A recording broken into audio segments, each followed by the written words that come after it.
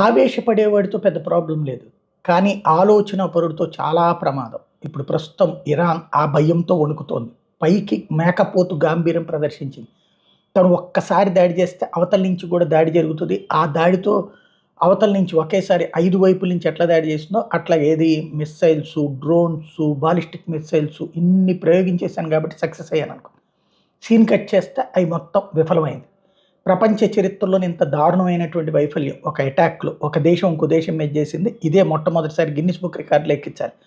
400కి పైగా వెపన్స్‌తో దాడి చేస్తే కనీసం 10, 12కి మించి పడలేదు అంటే అంత దారుణమైనటువంటి పరాభవం, పరాజయం.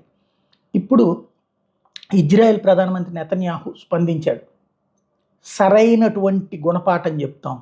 సరైన గుణపాఠం చెప్పడానికి కావాల్సినటువంటి ప్రిపరేషన్స్ చేస్తున్నాం. లాంగ్ స్టాండింగ్ వార్‌కి రెడీ అవుతున్నాం.